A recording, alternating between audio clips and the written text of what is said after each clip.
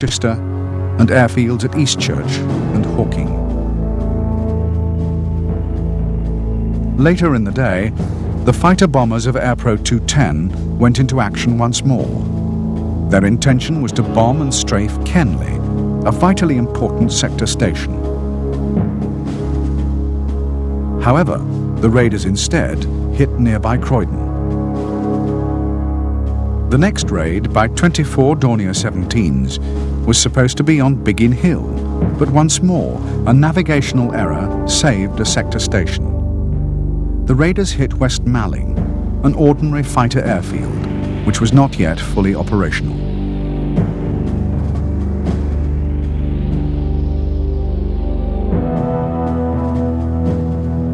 To the west, another raid, this time of 60 Junkers 88s, escorted by 40 110s, was intercepted in turn by elements of 3 British squadrons, but broke through to hit the sector station at Middle Wallop and airfields at Odiham and Worthy Down, causing some damage.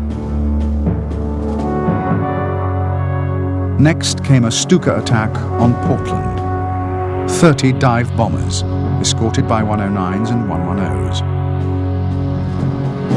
The raiders were intercepted by 18 British fighters from 3 squadrons.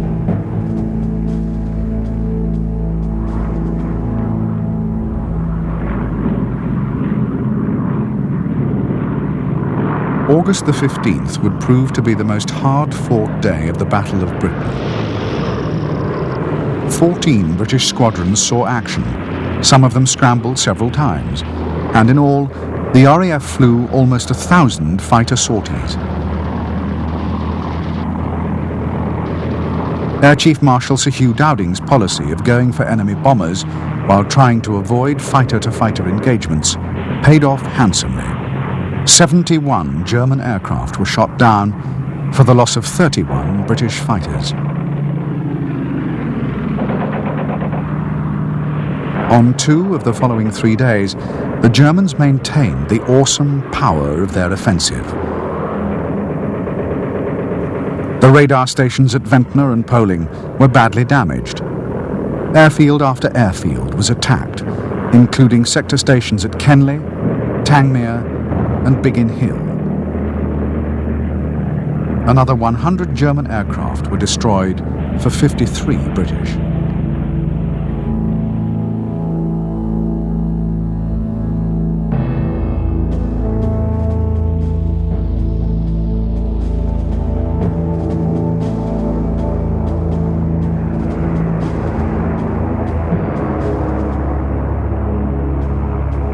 In the weeks since Eagle Day, the German air fleets in the west had written off 284 aircraft, 10% of their strength.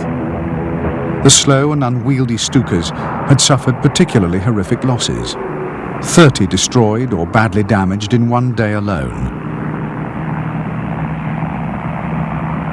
Even more serious for the Luftwaffe, the vaunted Messerschmitt 110 destroyer, the only long-range German fighter, had shown itself incapable of taking on the Spitfire or the Hurricane. 79 110s had been destroyed in a week. It was a particularly hard blow to the air fleets. Now, the bombers would have to depend exclusively on the 109 for protection, and with no suitable drop tanks available, the endurance of the 109 over Britain was hardly more than 20 minutes.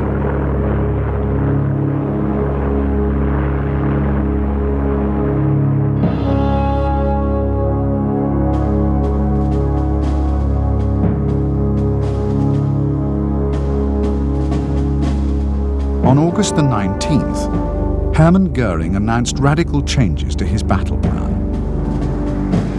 First, the Stukas were to be withdrawn. The 3rd Air Fleet was to concentrate on night bombing, and its 109s were to be transferred to the 2nd Air Fleet, closer to the main area of operations. Attacks were to concentrate on enemy airfields in southeast England, instead of ranging over the whole southern coastal area. In one of the greatest errors of the campaign, Goering also insisted that no more effort was to be expended on radar stations. since they were proving too difficult to destroy.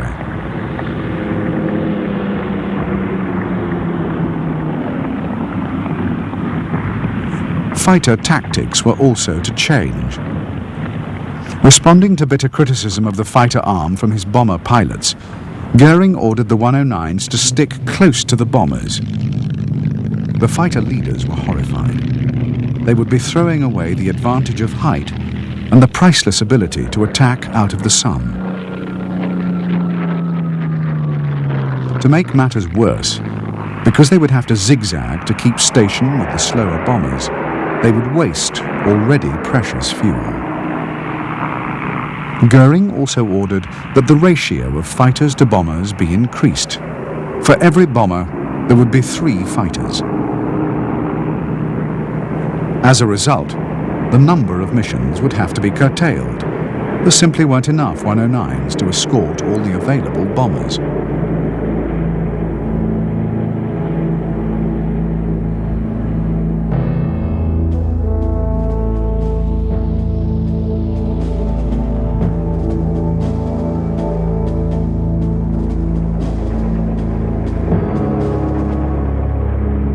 From the 19th to the 23rd of August, cloudy weather restricted daytime operations by the Luftwaffe to small-scale hit-and-run attacks.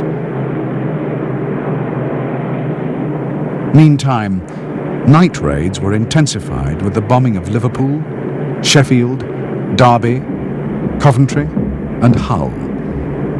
The aim was to cripple the industries on which Britain's fighter strength depended, but although there were many civilian casualties, aircraft production was hardly affected. It was on the 24th that major daylight operations began once more. With them commenced a period of crisis for RAF Fighter Command.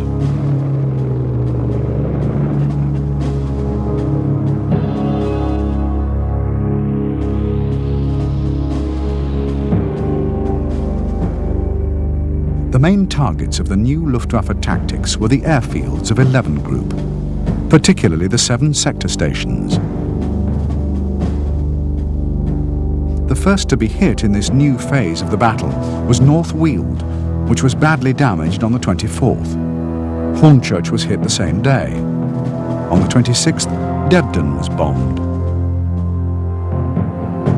On the 30th, Biggin Hill was struck twice, and the next day, Debden and Hornchurch were hit and Biggin Hill bombed once again. When the main targets were defended by British fighters, lesser airfields were hit instead, including Manston, Eastchurch, Lymm and Rochford. On the 31st, Detling, Croydon, Biggin Hill, Debden and Eastchurch were attacked. Hornchurch was hit twice. The first week of September saw no let-up in the fury of the German assault. Day after day, the same airfields were bombed and strafed until many, including several key sector stations, were barely able to function.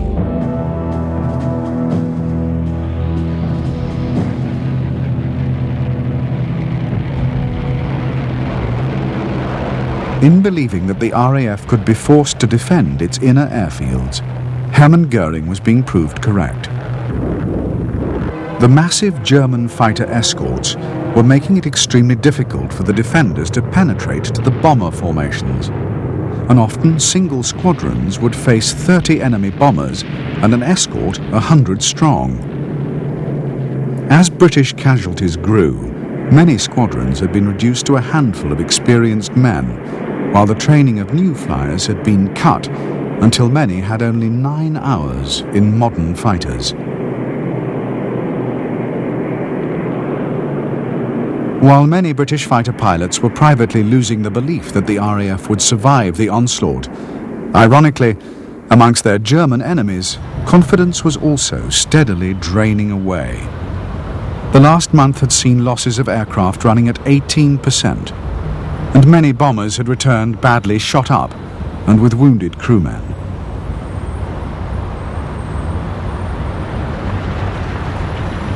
In August alone,